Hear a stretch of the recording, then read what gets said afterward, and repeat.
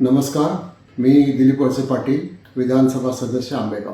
गेल्या काही दिवसापासून FDAच्या माध्यमातून राज्यामध्ये वेगवेगळ्या व्यवसायावर तपासणी करून त्यांच्यावर कारवाई हाती घेण्यात आलेली आहे. आंबेगाव तालुक्यामध्ये सुद्धा दुधाच्या व्यवसायाच्या निमित्तानं काही ठिकाणी FDAने चौकशी करून त्याच्याबद्दल कारवाई केलेली आहे. FDAची कारवाई अजूनही सुरू आहे. या संदर्भामध्ये माझे काही राजकीय विरोधक जाणून बुजून ज्या गोष्टीशी माझा काही संबंध नाही अशा गोष्टीचं नाव जोडून माझी प्रतिमा मलिन करण्याचा प्रयत्न करत आहे. या संदर्भामध्ये मी माझी भूमिका अतिशय स्पष्ट केलेली आहे की अशा प्रकारची भेसळ करणारी व्यक्ती किंवा कंपनी किंवा संस्था कुठली जरी असली तरी त्याला मी पाठीशी घालणार नाही.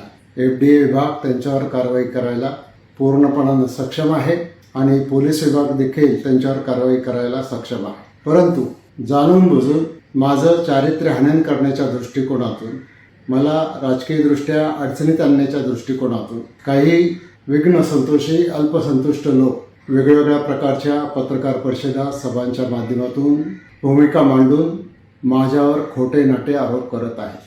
या संदर्भामध्ये मी पहिल्यांदाच हे स्पष्ट करू इच्छितो, अशा प्रकारच्या भेसळीच्या प्रकरणामध्ये माझा कुठलाही संबंध आढळल्यास मी सार्वजनिक जीवनातून निवृत्त व्हायला तयार आहे. 1 मिनिटंसुद्धा वाट बघणार नाही. परंतु खोटं नाटं जाणीवपूर्वक कोणाच्या तरी सांगण्यावरून राजकीय फायद्यासाठी करण्याचा प्रयत्न जर कोणी करत असतील तर त्यांना देखील मी या निमित्तानं इशारा देतो की गेले काही दिवस मी मुद्दाम तुमची भूमिका समजून घेत होतो, पण यापुढे तुम्ही असाच तुमचा प्रयत्न चालू ठेवला, माझी बदनामी चालू ठेवली तर निश्चित तुमच्यावर फौजदारी आणि आर्थिकदृष्ट्या मोठ्या नुकसान भरपाईचा दावा मी हायकोर्टामध्ये करायला मागे पुढे पाहणार नाही, तो मी करणारच आहे.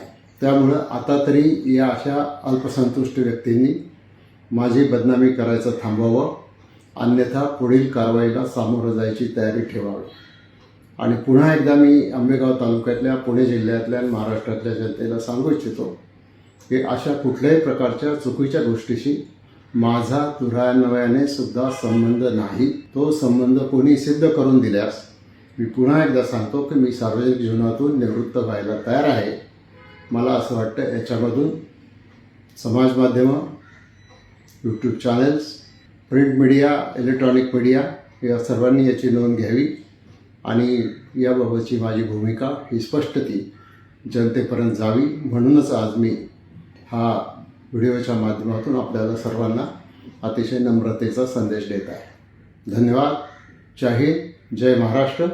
शेवटी सत्याचाच विजय होतो, सत्याचाच विजय होईल.